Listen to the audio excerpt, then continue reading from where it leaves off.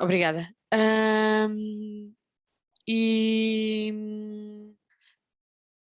E, portanto, vamos começar. Se tiverem alguma dúvida, assim, house rules, não é? Se tiverem alguma dúvida, escrevam-na aqui nas vossas dúvidas, coloquem as questões. Acho que, apesar de termos um momento de Q&A no fim, poderemos sempre responder às vossas dúvidas durante a nossa conversa e tornando isso mais dinâmico. Mais dinâmico. Então, primeiro gostaria de me apresentar. Chamo-me Susana Branco e sou designer de formação. Atualmente faço parte da equipa fundadora da ISO Portugal e implementar projetos e falar clientes é a minha praia. Eu tenho comigo o meu colega e CEO da ISO Portugal, o Ricardo, e a praia dele é gerir experiências e clientes, mas ele vai se apresentar melhor. Ricardo, queres falar um bocadinho de... Sim, claro que sim. Boa tarde a todos, o meu nome é Ricardo Lamy, sou, como a Susana, um dos fundadores da ISO Portugal. Estamos no mercado desde 2018. Desde 2018, sendo que a ISO está há bastante mais tempo do que nós, e isso é um conforto grande que nos deu ao juntarmos a esta família de isonautas, como nós nos chamamos, e que é a capacidade de perceber todo o que é o potencial de experiência que já existia nesta companhia ao longo dos últimos 20 e poucos anos. Eu acho que é de 1997, a fundação da ISO, e portanto já existe uma grande experiência da ISO em toda esta área.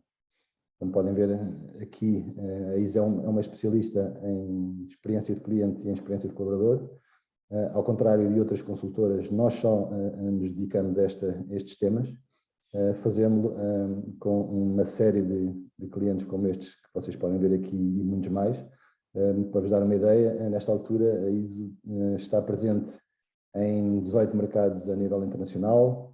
Somos cerca de 700 consultores como um todo, e fazemos mais de 300 projetos por ano de experiência de cliente e colaborador ao longo destas geografias todas e em vários verticais, o que dá uma experiência e uma capacidade de benchmark muito forte para aplicar em todos os projetos que nós vamos participando. Em Portugal, concretamente, estes são alguns dos clientes com quem nós estamos a trabalhar. Como podem ver pelos logos, são grandes companhias, e isto reflete um pouco o que é o mercado ainda em Portugal em termos de abordagem estruturada às questões da experiência de cliente. O que nós vimos no mercado desde o início, em que nós estamos desde 2018, é muitos projetos de Customer Experience, sobretudo, a serem implementados, muitos deles de uma forma ad hoc, alguns deles muito bem sustentados e implementados, mas o que falta claramente em Portugal, do nosso ponto de vista, é uma reflexão estratégica e uma forma de pensar à frente em relação ao que deve ser a experiência do cliente como um todo, e não apenas projetos isolados, sejam as típicas Customer Journeys ou os projetos VOC que muitos destes clientes fazem. Portanto, o que nós tentamos trazer ao mercado é essa abordagem mais estratégica e pensar na experiência do cliente como um todo, da forma mais abrangente possível, e não apenas centrada em determinados pontos da jornada. Esclarecermos um bocadinho quem nós somos e o que é que fazemos na ISO, mas gostaríamos, nós na ISO fazemos estes webinars em português e fazemos questão de trazer este conteúdo regular de debate e criar alguns espaços de debate e trazer algumas das nossas reflexões em português, porque acreditamos, como o Ricardo estava a dizer, que é preciso termos uma visão estratégica sobre o que é isto da gestão da experiência de cliente. E este webinar faz parte desta nossa vontade de partilhar os conteúdos com vocês e criarmos aqui momentos de reflexão para crescermos todos. O que é que nos propomos a falar durante a próxima 50 minutos, durante esta hora?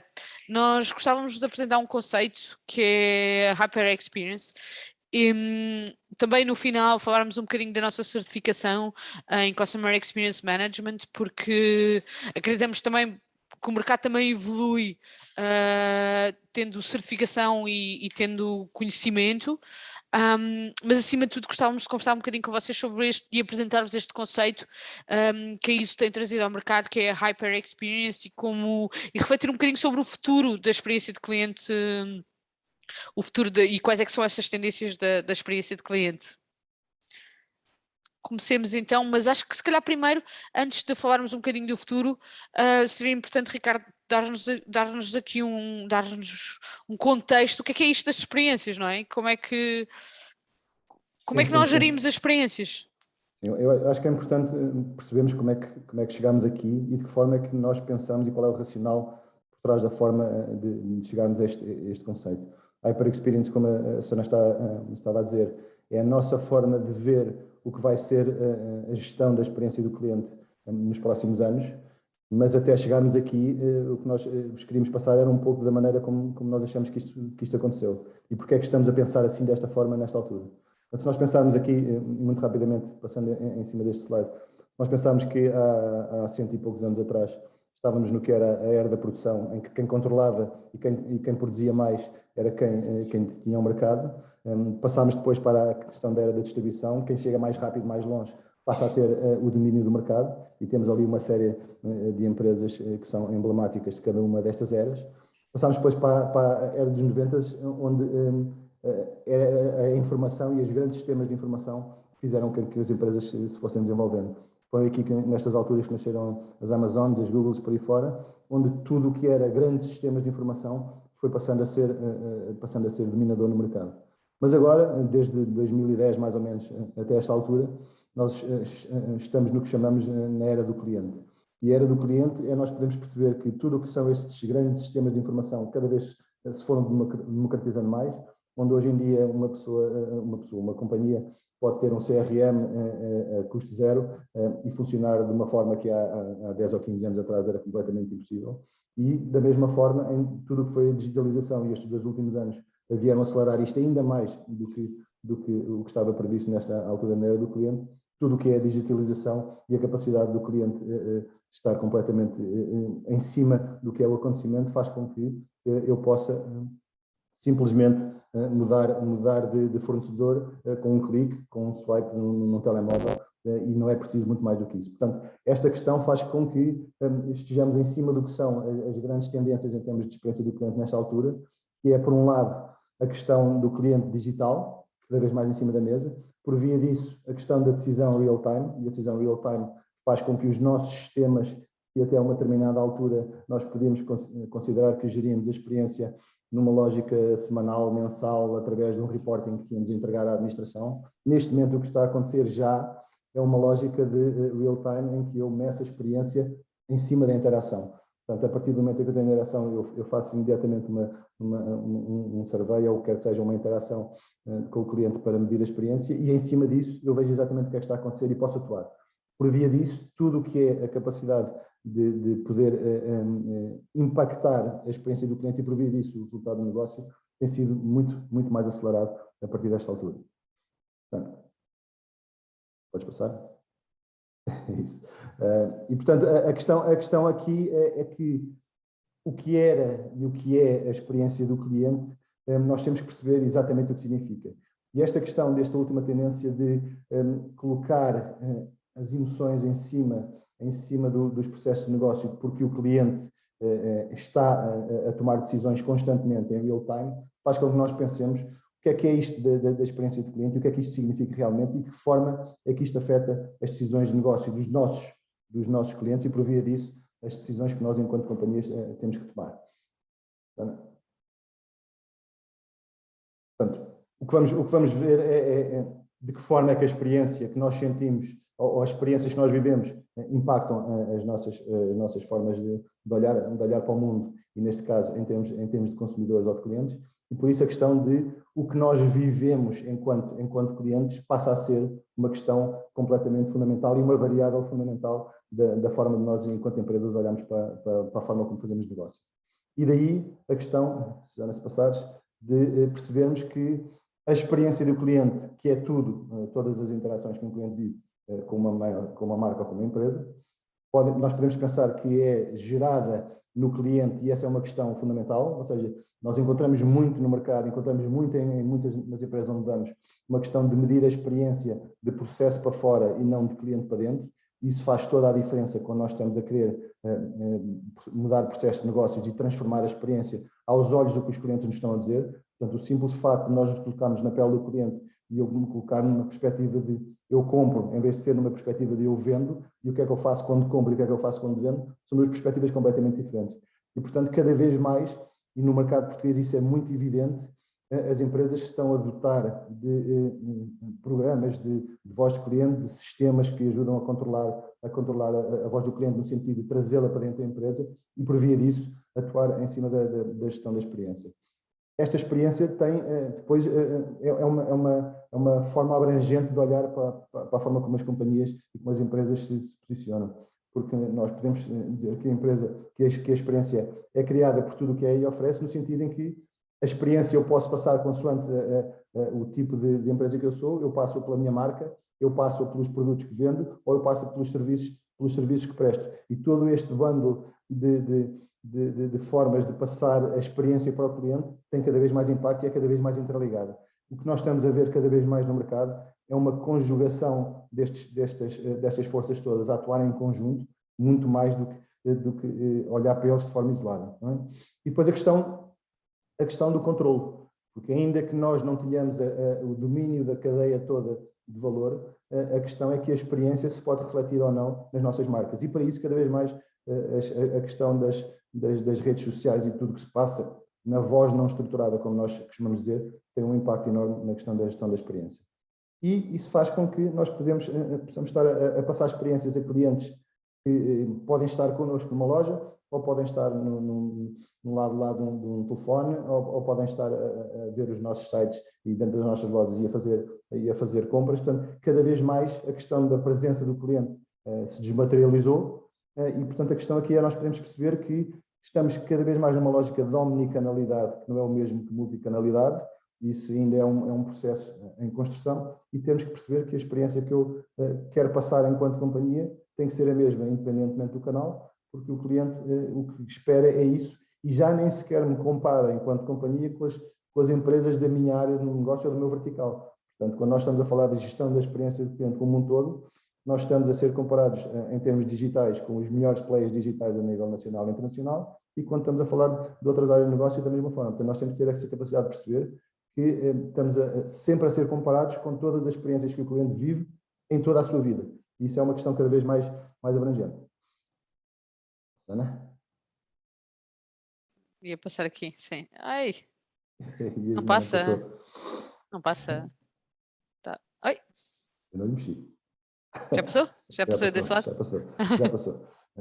E esta é uma frase que nós usamos muito em tudo o que é as nossas reflexões e que temos sempre presente e que tem a ver com a questão, mais uma vez, das emoções. O que nós estamos a ver no mercado e o que nós temos como um dogma, vá lá, é esta questão de a forma como nós fazemos sentir os nossos clientes enquanto empresas é uma variável muito mais forte do que aquilo que nós dizemos que fazemos. E existe o que nós chamamos o experience gap, que é entre aqueles 80% de CEOs que julgam que passam uma experiência fantástica para os seus clientes, enquanto do outro lado 8% dos clientes apenas concordam e, portanto, há aqui este gap enorme que é o experience gap, como nós chamamos, que nós tentamos estreitar. Essa é uma questão cada vez mais presente no mercado e isso faz parte da cadeia de valor que nós tentamos gerir. E fazê-lo para passar este racional em termos da cadeia de valor, Susana, se conseguires passar. Sim, temos aqui uma pergunta sobre o que é isto do gap e da cadeia, sim. Portanto, se calhar... Exatamente, vai já em seguida. É tudo isto que estivemos a falar em termos de emoções, mas pode passar para o seguinte, Susana, que é onde isto se vai materializar. Portanto, o que nós temos como certo é esta questão que nós, enquanto pessoas, e a atuar normalmente, seja como consumidores, seja na nossa vida normal, as emoções que sentimos geram-nos memórias. E por via disso, estas memórias condicionam as nossas decisões. Portanto, para o bem ou para o mal, as memórias que nós temos fazem-nos ter recordações e fazem-nos tomar decisões futuras. E essas decisões futuras podem ter ou não implicações em negócio. E isso é o que vamos ver na tal cadeia de valor que vamos mostrar agora a seguir, de uma forma um bocadinho mais detalhada, para se perceber melhor como é que tudo isto se processa. Portanto, se nós olharmos para isto como a cadeia de valor da experiência do cliente, nós percebemos que tudo começa numa lógica de promessa de marca. Nós vemos cada vez mais a promessa de marca a ser cada vez mais humanizada, cada vez mais centrada nas emoções. Nós vemos emoções em utilities, nós vemos emoções em seguradoras, nós vemos emoções em tudo e mais alguma coisa, que há uns anos atrás eram áreas completamente cinzentas e que não tinham nada a ver com esta questão, mas por via desta concretização do que estão a ver em termos de reputação e deste tal experience gap, cada vez mais a promessa de marca promove uma expectativa muito grande em termos de cliente e de consumidor. E, sobretudo, em áreas de serviços, mas não só, é através das interações, portanto, das experiências que eu tenho com estas marcas que eu gero essas experiências. E é exatamente nessas interações que nós conseguimos, enquanto empresas, fazer incidir a nossa atenção. Ou seja, se eu nesta cadeia de valor tiver uma área onde eu consigo promover a experiência que quero, é nesta área das interações. Portanto, cada vez mais nós temos que ter a noção de perceber que nós temos que criar as interações à medida das experiências que nós queremos passar e não podemos deixar isto ser uma lógica reativa ou ad hoc. Porque estas interações que nós criamos, sejam criadas através, nós costumamos dizer que isto é tudo muito bonito, mas depois prometemos experiências, mas entregamos processos. E esta é uma questão muito, muito relevante na lógica de perceber depois que impacto é que isso tem no consumidor. Nós temos que perceber que as experiências que eles, clientes e consumidores, vivem com as interações que nós proporcionamos, fazem-lhes gerar emoções, por um lado, e essas emoções fazem-lhes criar memórias, e essas memórias têm, como seu corolário, uma decisão de negócio. Portanto, eu mudo ou não mudo de empresa consoante a interação que eu tenha tido. Imaginem que e por acaso aconteceu uma coisa demasiadamente estúpida, mas que faz sentido enquanto uma memória que eu tenho, que é uma coisa que pode acontecer e que às tantas nem tem grande forma de funcionar, ou de funcionar ao contrário, que é, eu vou a um multibanco num Pingo Doce, imaginem, e é daqueles multibancos com as caixas em pé, portanto não é nada de muito sólido, e estava com o telefone numa mão e a tentar fazer a operação no multibanco, e quando o dinheiro ia a sair, a carteira começa a me escorregar do teclado, eu dou uma joelhada na máquina e o dinheiro volta para dentro. O dinheiro voltou para dentro, o cartão vai lá, que já tinha sido, porque só o cartão sai primeiro, mas, portanto, eu tinha levantado naquela altura 200 euros, isto, claro, só acontece numa sexta-feira às 8 da noite, portanto, não há nada a fazer até segunda-feira seguinte. No Pingo Doce disseram-nos que não tinham nada a ver com isso, que isso era do banco, portanto, eu esperei 48 horas, eu tinha o talão a dizer que tinha os 200 euros, mas não tinha os 200 euros na mão, e, portanto, a minha dúvida era, será sequer que me vão dar os 200 euros? Será que eu vou ter uma chatice com o banco? Ainda por cima não era o meu banco. E, portanto, eu, na segunda-feira, fui ter com o banco e a senhora do banco, que é um banco, não interessa dizer, e não era o meu banco, foi o mais solícita possível, disse, não se preocupe, isso nós resolvemos, porque isso a máquina fica com isso tudo registado. Portanto, o que eu lhe digo é, deixe-me cá o papel, tiramos uma fotocópia, eu fico com o seu talão, dê-me o seu número de telefone, e depois eu digo quando a situação estiver resolvida, e o dinheiro volta para a sua conta. Isto foi uma experiência que devia ter sido desastrosa, foi uma coisa que foi completamente bem resolvida e, portanto, em termos daquele banco, por exemplo, eu fico com uma opinião em que resolveram a situação. Nem sequer sou cliente deles e, portanto, aquilo é um banco que provavelmente funciona como deve ser. Estas questões são completamente centrais hoje em dia em termos do que é a forma das pessoas funcionarem. E se, embora num banco seja mais difícil eu mudar, mas ainda assim, se não tiver nenhum crédito de habitação lá pendurado, ou seja o que for, eventualmente posso mudar. Portanto, todas estas questões da gestão da cadeia de valor da experiência de cliente têm cada vez mais uma importância fundamental e têm uma importância no que nós chamamos, por um lado, a reputação, pelo que é as opiniões que nós formamos e cada vez mais com as redes sociais, a capacidade de construir ou destruir marcas nas redes sociais é uma verdade que todos nós reconhecemos, mas também tem um impacto económico no final, seja ou não através desta questão mais ampla da reputação, mas seja por uma simples facto de eu poder trocar trocar de fornecedor ou de empresa com quem estou a trabalhar de uma forma muito simples. Portanto, esta questão é central e esta questão é o que nos leva a trabalhar a experiência do cliente de uma forma cada vez mais atenta. A questão de como isto evolui para a Hyper Experience é uma questão que a Susana vos vai contar, porque entre isto que está aqui, que é a base do que é a geração de todo o trabalho com que nós fazemos, agora está exponenciado completamente. Sim, obrigada, Ricardo. Isto é uma das frases que para mim é um dos mantras, não é? Para mim, para nós, é um dos nossos mantras, que as boas experiências não acontecem por acaso, têm de ser desenhadas e geridas. E dizemos sempre, se levarem daqui desta partilha uma coisa, para mim uma das ideias principais é esta. Mas vamos então apresentar-vos o conceito de Hyper Experience. Antes disso, gostava de vos falar um bocadinho deste slide, e quando olhamos para este slide, e principalmente para a imagem de artesanato, faz-me lembrar um bocadinho como é que nos sentimos em relação à experiência do cliente hoje em dia, em muitas organizações. Trabalhamos com carinho, com cuidado, mas também de uma forma manual e pouco escalável, ou seja, cuidamos os casos muito um a um, cada cliente é único, mas isto depois não nos permite trabalhar como um todo. Temos que também, quando aqui olhamos para clones, temos que perceber, falamos muito de as pessoas, temos que ter uma experiência personalizada, mas ao mesmo tempo as pessoas querem ser diferentes, mas querem ser iguais. Como é que nós trabalhamos estas diferenças?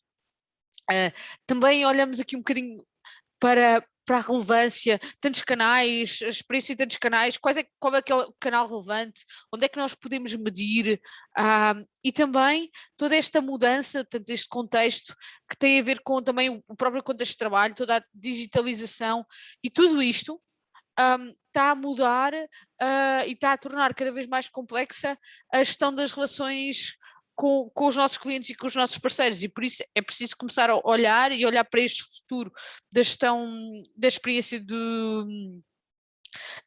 cliente, e perceber se, por exemplo, as ferramentas que nós estamos a usar continuam a ser válidas, como é que nós podemos apoiar cada vez mais nas tecnologias para gerir a experiência, como é que podemos escalar, como é que podemos manter a personalização, e foi daí que começou a nascer o conceito da Hyper Experience. Porque hoje mais do que nunca nós precisamos de Hyper Experiences. E porquê? Porque nós estamos... nós na ISO nós já trabalhamos há mais de 20 anos e estamos a sentir que estamos agora aqui num ponto de viragem, um bocadinho pelo que estávamos a falar ali atrás. As metodologias evoluíram, há novas referências, há novos exemplos nas indústrias, os clientes têm cada vez mais expectativas, estão cada vez mais conscientes dos seus direitos, que exigem experiências diferentes. É preciso cada vez ter mais foco naquilo que realmente importa e não nos dispersarmos. É preciso começar a gerir de forma mais ágil. Há cada vez mais alterações e mais mudanças, não é? Diz-se que o mundo está em constante mudança e os 2 anos que vivemos mostram isso, da necessidade da agilidade e das alterações constantes. E estamos cada vez mais a pensar em experiências, num pensamento em experiência, não estamos a pensar em fotografias, não é? Estamos a pensar cada vez mais em filmes, em deixar de ter, como o Ricardo explicou, só um foco num produto, mas sim um foco em toda uma experiência. E por isso, a Hyper Experience, este conceito, diz-nos que vai ser traduzido em pequenos conceitos, mas essencialmente que as experiências têm que ser cada vez mais hyper-personal, uma personalização, e depois vamos mostrar estes pequenos conceitos e depois vamos entrar em cada um destes conceitos e trazer algumas histórias sobre estes conceitos, mas as experiências têm que ser cada vez mais hyper-personal. A personalização e a adaptação a cada cliente tem que, tem que ser hyper-automated. Temos que tirar partido da tecnologia para dimensionar a criação das experiências. Mais hyper-human. Temos que ter cada vez mais paixão pelos nossos clientes e colaboradores. Temos que tornar as experiências cada vez mais hyper-memorable, temos que ter experiências diferenciadoras no momento certo, e isso é muito importante. Recordam-nos do foco, perceber qual é o momento e como é que somos diferenciadores no momento certo. E tem que ser cada vez mais hyper-dynamic. Temos que ter uma adaptação ágil e isso tem que ser parte do nosso DNA organizacional. Responder ao contexto, responder à mudança do nosso cliente. Mas vamos olhar um bocadinho para cada uma destes 5 conceitos e trazer-vos algumas histórias, alguns exemplos que ilustram o que é que são estas hyper experience nestas 5 dimensões. O hyper personal. Nem todos somos iguais, cada cliente é único e cada cliente tem quase necessidades específicas, motivações, expectativas, e que os devemos abordar de forma personalizada, não é? Mas há artesanato, nós não podemos tratar cada peça como uma peça única. Cada peça tem que ser única, mas nós temos que ter a noção que vamos ter que escalar. Então, como é que nós vamos compreender as motivações, as expectativas, as experiências do cliente e do colaborador, claro, e conseguir de forma escalável trabalhar esta personalização. Este é um dos grandes dilemas. Eu tenho que olhar para os meus clientes e conseguir segmentá-los, criar formas de personalizar a experiência dos meus clientes, mas não de forma artesanal, mas de forma escalável. Deixa-me antes de passares para a tua... Por exemplo, para a história. Para o teu exemplo, sim. Só para dar aqui uma questão para ilustrar um pouco isto também pelo meu lado.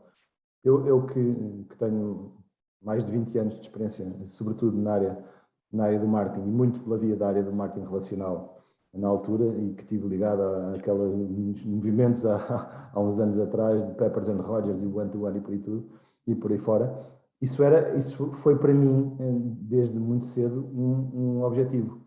Mas o one-to-one, a uma determinada altura, era o caminho para o one-to-one e parecia que era um mito que nunca mais lá iríamos chegar, que era a questão da personalização, desta hiperpersonalização de cada um dos nossos clientes. O que é facto é que, se eu nunca encontrei isso em termos de um CRM de uma forma tão avançada, ou nem todas as plataformas trabalhavam isso a nível de marketing, eu encontro isso agora nas plataformas que gerem, por exemplo, a experiência do cliente. Porque todas elas, como se baseiam em drivers que são de personalização da experiência de cada um, o que nós estamos a ver é que nós trabalhamos a experiência de cliente, como a senhora estava a dizer, é mesmo 1 a 1. E a questão de trabalhar 1 a 1, depois o que eu tenho que fazer é ser esperto, salvo seja, e ter a tecnologia suficiente para poder escalar para uma lógica de milhões. Porque quando nós estamos a falar de seguradoras, de bancos, de telcos, de utilities e por aí fora, que são as grandes, as empresas que estão a dedicar os recursos a esta área, nós estamos a falar de milhões, de massas de base de dados de milhões de clientes. A questão é nós podemos perceber de que forma é que nós construímos a nossa forma de funcionar para que eu possa gerir as experiências de todos os meus clientes 1 a 1. Não é? Isto é o que está a acontecer cada vez mais no mercado, isto é o que nos faz pensar neste hyper em todas estas vertentes, e isto é o que vocês podem ver agora nos exemplos que a Susana nos pode mostrar agora em seguida. Sim, este exemplo, e eu gosto muito deste exemplo, porque o sentimos no dia a dia. Estava a debater com o Ricardo que no outro dia abri o Netflix de outra pessoa e senti que a mesma série que eu estava a ver tinha uma capa diferente da que eu costumava ver na minha conta pessoal. E este é um exemplo. Vocês sabiam que o Netflix utiliza a inteligência artificial para personalizar a experiência? Ou seja, se viram Stranger Things, é provável que tenham tido capas de apresentação diferentes. Isto porquê? Porque o Netflix percebe que, por exemplo, se eu gosto de comédias românticas, se calhar recebo esta capa. Se eu gosto mais de comediantes, sigo mais comediantes, eu se calhar vou receber uma capa com um comediante como figura principal e não tanto com o enredo de uma comédia romântica. Da mesma maneira, se calhar se eu vejo mais o Kill Bill, sou mais de heroínas, eu se calhar vejo o Pulp Fiction como uma heroína. Se eu sou mais de clássicos, se calhar vou ver o Pulp Fiction com o John Travolta e receber esta capa. E isto é uma forma de eu estou a perceber quem é o meu cliente e estou a personalizar a experiência para que ele se identifique mais com a série e queira ver mais a série. Isto é um exemplo muito, muito, muito interessante de como é que estamos a fazer uma hiperpersonalização com base nas preferências e comportamentos anteriores. Portanto, neste caso, ele aprendeu coisa que era o Netflix aprendeu quais eram as minhas preferências, quais é que foram os meus comportamentos e personaliza a minha experiência. Então, vamos passar ao segundo conceito, o Hyper Automated. Nós, um bocadinho em sequência àquilo que estávamos a falar, para entregar esta personalização, nós precisamos criar uma personalização em massa e desenhar a experiência para entregá-la não só em tempo real para os clientes, mas no momento certo. Ou seja, nós precisamos de tirar partido da tecnologia, ter tecnologias que nos permitam, de forma automática, escalar e gerar estas experiências. Se eu tenho 2 milhões de clientes e quero que cada um se sinta especial, eu tenho de apoiar na tecnologia. E passando aqui um bocadinho para o exemplo da Sky, a Sky criou o que chamamos as jornadas de cliente em tempo real. A Sky é uma empresa inglesa, é um provedor de serviços televisivos, e a Sky tem uma experiência de onboarding. Deixem-me. Ai, desculpem, porque é que isto abriu isto? Peço desculpa. Porque clicou no link da Sky. A Sky criou uma experiência de onboarding que vai aprendendo, ou seja, a Sky percebeu nesta jornada que nós tínhamos que passar por X passos, aprender a utilizar a loja, aprender a gravar, aprender a usar o controle remoto como deve ser, e que só teríamos uma experiência completa se conseguíssemos passar por todos estes momentos. Mas ao mesmo tempo não permite que eu, Susana, tenha a mesma experiência que o Ricardo. Eu posso saltar passos, pode-me ser apresentado num momento mais tarde, um outro passo, se calhar não me apresenta, agora tens que seguir a aprendizagem de usar o videoclube, de usar o canal remoto, de fazer compras, tudo de forma seguida. Não, ela olha para a minha experiência e vai-me apresentando os momentos de onboarding, que sabe que eu tenho que cumprir esta jornada para tirar maior partido da tecnologia, mas vai-me ativar os diferentes momentos de onboarding consoante a minha experiência. Ou seja, compreendo que os 20 mil novos clientes que têm que passar por esse processo de ativação e de onboarding, nem todos querem a mesma experiência, nem todos têm o mesmo ritmo, nem todos têm a mesma literacia, e vai-lhes mostrando a experiência à medida que vão fazendo checks em vários momentos da sua experiência. Então, estava aqui a mostrar como é que era o cartão. Por exemplo, ok, tem estes momentos, eu tenho que passar por estes vários momentos da experiência, mas vai ser apresentado em diferentes momentos da minha experiência. Hyperhuman é um que gostamos muito.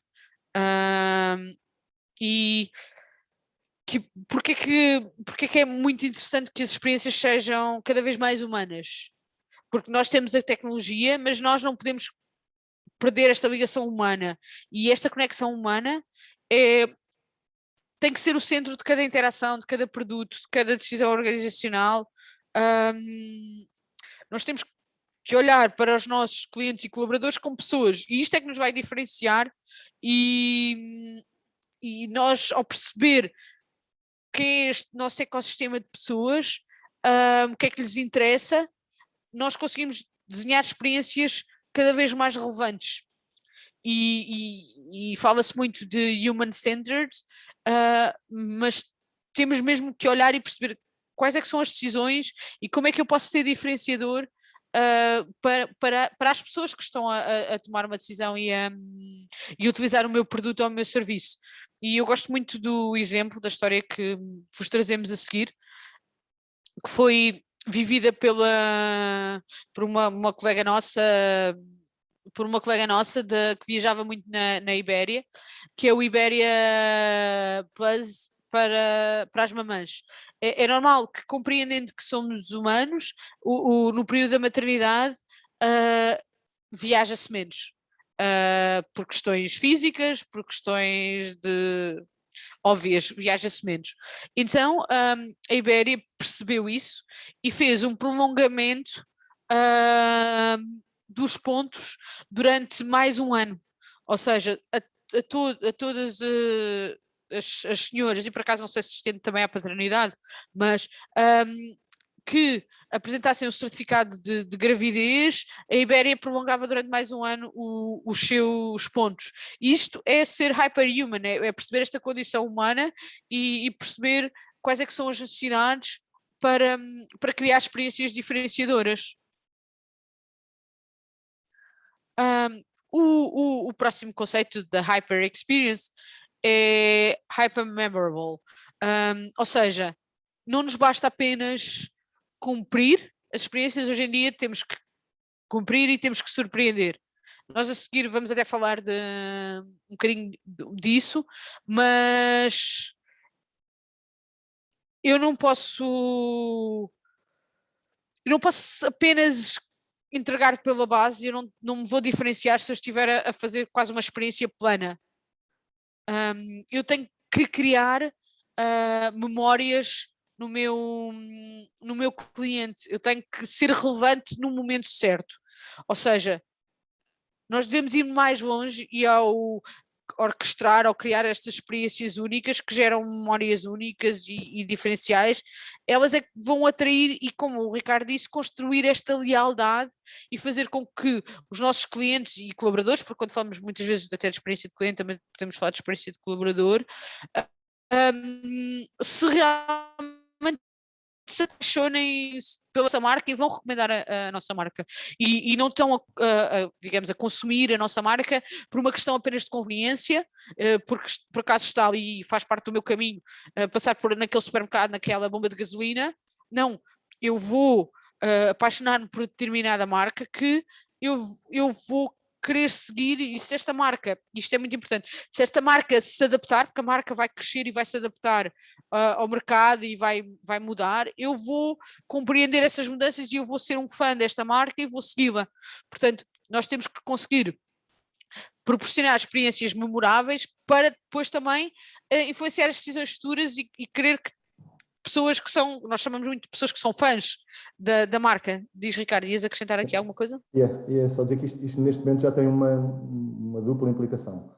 A primeira e a óbvia é que tu estás a falar, é gerar experiências memoráveis na mente dos consumidores e dos clientes que os façam manter-se connosco o mais tempo possível, poderem suportar um premium price, se for o caso disso, ou estarem connosco e serem os nossos fãs, os nossos apóstolos.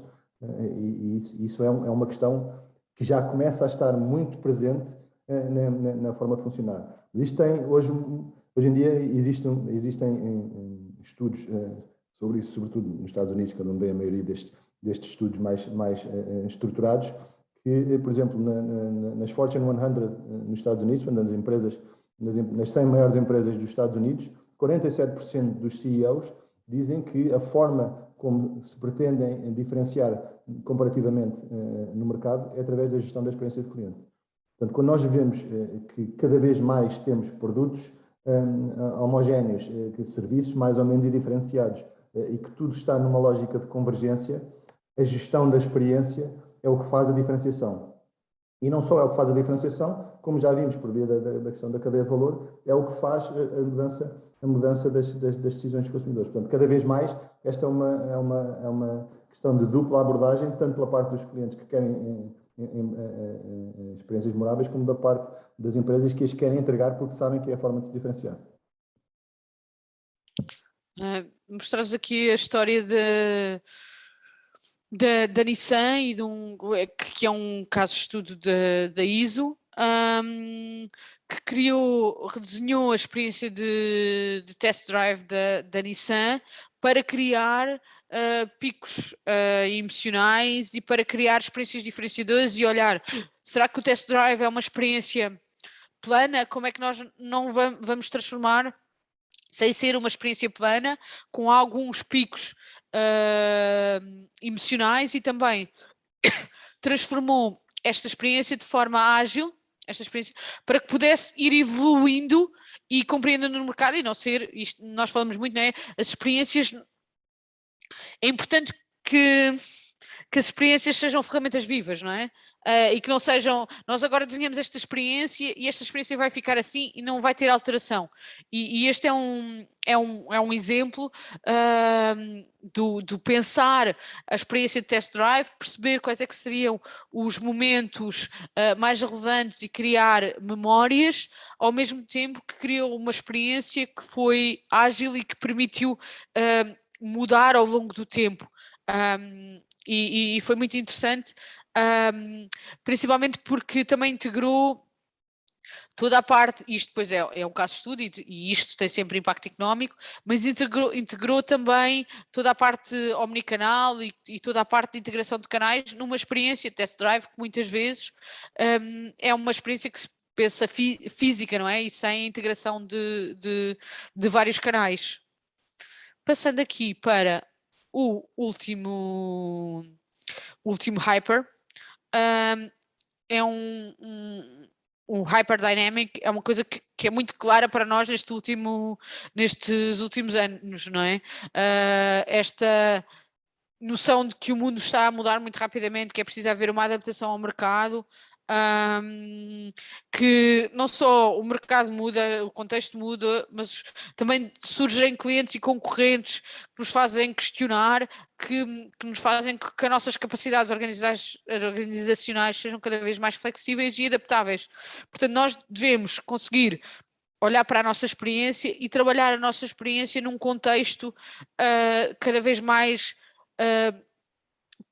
que permita ser adaptativo, responsivo às adaptações do mercado, e que eu consiga ir alterando e seja flexível. E isso vai ter um impacto na experiência. O nosso cliente está a mudar, o nosso cliente está a ser cada vez mais exigente e essa exigência está a ser cada vez a acontecer mais rapidamente.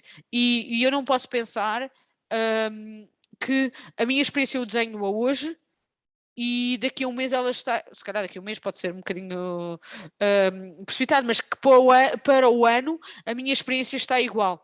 Portanto, eu tenho que adaptar e tenho que conseguir compreender como mudar. E trazemos aqui um exemplo também um caso de estudo da ISO, que foi esta adaptação rápida do McDonald's pós-pandemia. Isto foi este briefing que surgiu-nos e logo mesmo quase em março de quando começou a pandemia, eu já me perco há 2 anos, em março de 2 anos, é 2 anos, já o tempo tem aqui um gap temporal, mas portanto estamos a ver, a início de março começou-se a falar da pandemia e a McDonald's estava a reagir para o redesenho da experiência de entrega para pós-pandemia no mesmo mês que tinha sido decretada a pandemia. Portanto, a capacidade de compreender que a experiência do takeaway, do Mac Auto, ia mudar. E, portanto, era preciso já compreender o cliente o mais rapidamente possível, atuar em cenários e criar experiências diferenciadoras. E isso veio a acontecer. E isso veio a acontecer e hoje em dia percebe-se, não é? O McDonald's mudou e conseguiu se adaptar muito rapidamente. Outra coisa interessante também desta adaptação quase em tempo real e à realidade tem a ver com esta app. Não sei se vocês sabiam, mas no Japão a app do McDonald's é a mais descarregada das apps não pagas e tem imensa tecnologia por trás da app. Portanto, o ano passado ou há 2 anos, como disse, tenho aqui um gap temporal na minha vida, a McDonald's fez a maior compra da história. E não foi qualquer concorrente, mas foi uma empresa de inteligência artificial que permite customizar os menus de acordo com várias circunstâncias. Se está a chover, vai-nos mostrar, se calhar, produtos mais gordurosos, mais de inverno. Se está a fazer sol, vai-nos mostrar no menu os sundaes. Se está a trânsito, vai mostrar um tipo de produto que as pessoas podem consumir no carro. Portanto, ou seja, adapta os menus às condições, ao trânsito, às condições atmosféricas, ao sítio onde está. Portanto, está a utilizar. E este vem aqui um bocadinho mostrar esta adaptação à mudança, mas também a hiperpersonalização que estamos a falar das nossas tendências.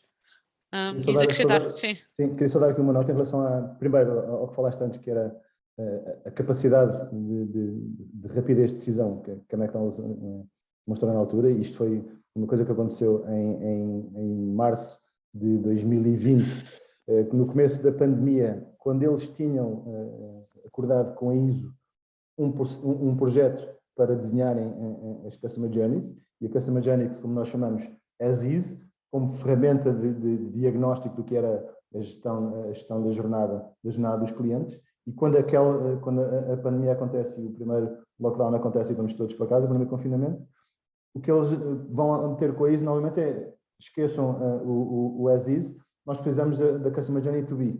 Nós percebemos exatamente que os nossos restaurantes vão fechar, a nossa realidade vai mudar completamente, portanto, o que eu quero é começar a idear sobre o que é que pode ser a experiência mais à frente. E esta questão tem muito a ver com a utilização das ferramentas típicas de Customer Experience que nós utilizamos. E aqui esta questão que a Susana falava de ter estas ferramentas como ferramentas vivas é fundamental. Porque se nós tivermos uma Customer Journey desenhada na parede, linda, mas que não serve para nada, ou daqueles PowerPoints com 300 slides que estão enfiados no computador ou metidos dentro da gaveta, isso serve para nada. O que serve como ferramenta viva é uma Customer Journey que seja uma ferramenta que está permanentemente a ser atualizada, porque é através dela que eu faço a gestão das interações críticas dos meus clientes. E quando eu vejo que as interações críticas dos meus clientes estão a mudar e que de repente, onde eu tinha uma presença enorme em loja, eu deixo de ter, o que é que eu vou fazer para substituir esta presença de loja? E, portanto, esta questão de revisitar constantemente a experiência através da Customer Journey é cada vez mais fundamental.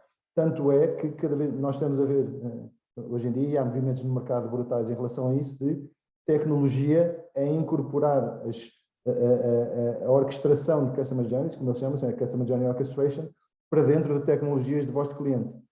E o que nós conseguimos perceber aqui é os movimentos de agrupamento de formas de funcionar e de gestão da experiência do cliente em torno de tecnologia cada vez mais, mas cada vez mais abrangendo áreas onde há relativamente pouco tempo não se utilizava a tecnologia. Portanto, isto é cada vez mais fundamental, mas isto não impede tudo o que é a capacidade de agilidade, de pensar em cima dos problemas e de pensar de que forma é que eu os consigo resolver. Portanto, é trazer o máximo de informação pela voz do cliente, perceber de que forma é que isso está a afetar a sua experiência e ter a capacidade de agir em cima disso. Não é? Essa aqui é a questão do hyper levado ao extremo que nós estamos aqui a falar. Portanto, também assim uma ideia-chave que gostávamos que levassem desta nossa conversa, desta nossa partilha, é que experiências planas não geram resultados de negócio.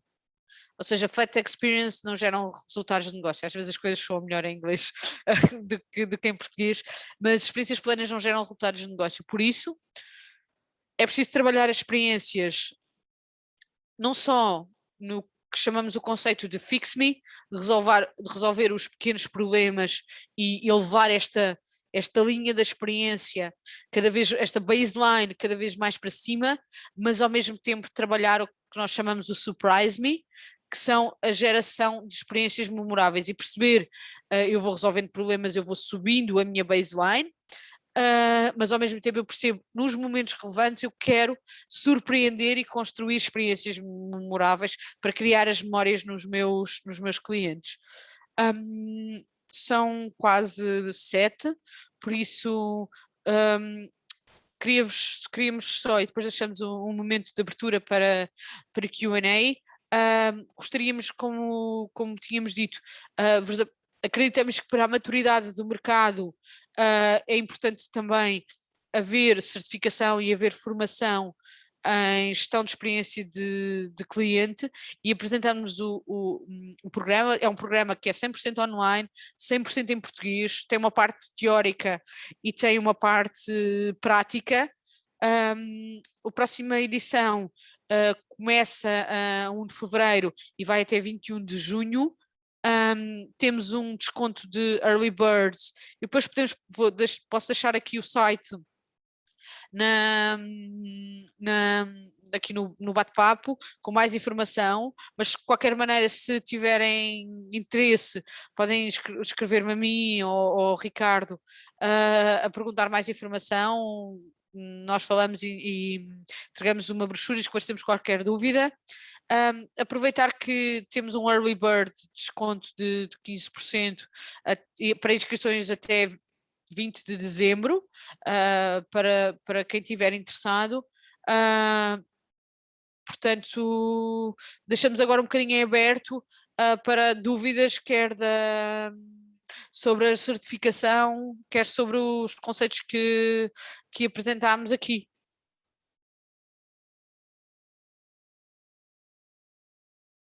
Vou se calhar interromper aqui para ver-vos.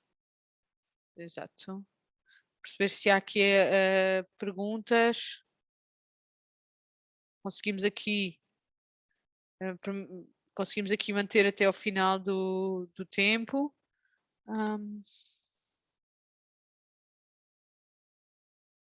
Penso que,